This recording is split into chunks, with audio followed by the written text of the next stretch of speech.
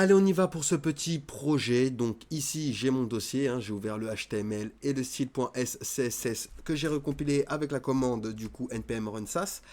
Ici, je vais me faire une div avec la classe loader. Et à l'intérieur, je vais vouloir une div avec la classe loader underscore underscore dot. Et j'en veux 3, donc je vais faire x3. Ok? Nickel. Bon, là, c'est tout ce qu'il me faut côté HTML. Je peux directement venir dans mon style CSS et me créer des variables pour tout ce qui est paramètres de mon animation. Donc, dot count, il y en aura 3. Je vais leur donner également une dot size qui sera de 20 pixels. Dot spacing qui sera du coup l'espace entre mes dots. On va mettre par exemple 10 pixels. Animation duration qui sera de 1 seconde. Et un délai, donc on va appeler ça animation delay de 0,2 secondes. Ok? Donc ça, c'est des variables qui vont nous servir pour du coup initialiser tout ça. Donc je vais viser le loader. Le loader, je vais utiliser display flex, justify content center et align items center. Ok? Une hauteur de 100 VH. D'accord? Donc loader, je rappelle que loader c'est la div parente. Hein. Une hauteur de 100 VH. Parfait, parfait. Et du coup là, je vais utiliser la boucle for.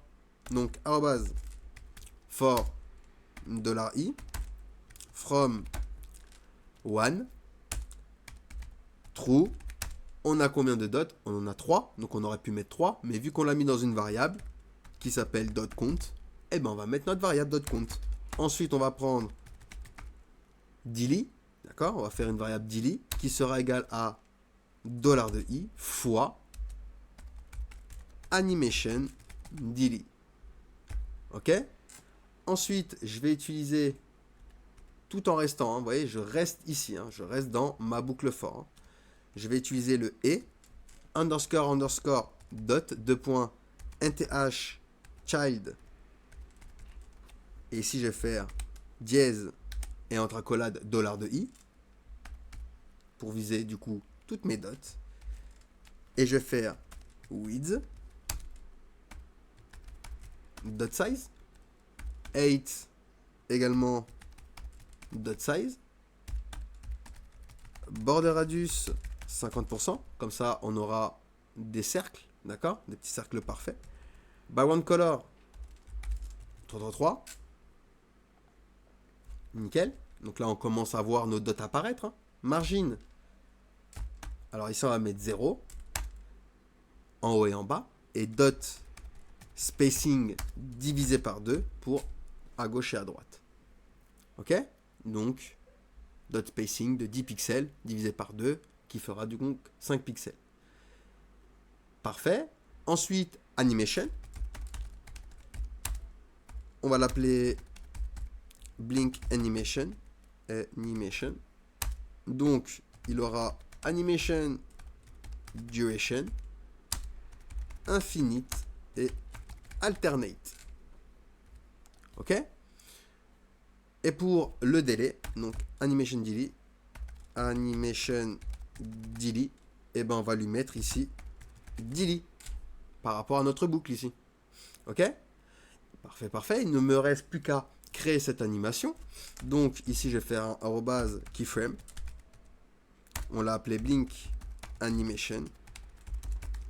Et je vais faire un to opacity 0. Tout simplement. Et on a bien ici l'animation sur nos loaders, notre loader. Vous voyez? Avec à chaque fois notre délai et nos paramètres qu'on a indiqués dans notre variable. Vous voyez? Donc en soi, ici, ça m'a pris beaucoup moins de code, d'accord? Vous voyez, ici, ça m'a pris 32 lignes au lieu de 39 lignes. Donc, on pourrait dire que c'est pas grand-chose, mais imaginez, dans un projet conséquent, vous allez gagner énormément lorsque vous ferez des animations beaucoup plus complexes, qui va demander beaucoup plus de paramètres et que vous allez commencer à utiliser ça de cette manière. Eh bien, vous allez mettre moins de temps et utiliser moins de code pour coder tout ça. Avec ça, ça va être beaucoup plus rapide, beaucoup plus performant. D'accord? Et ça va bien sûr vous mettre moins de temps que si vous codez en CSS native. Allez, on passe du coup au projet suivant.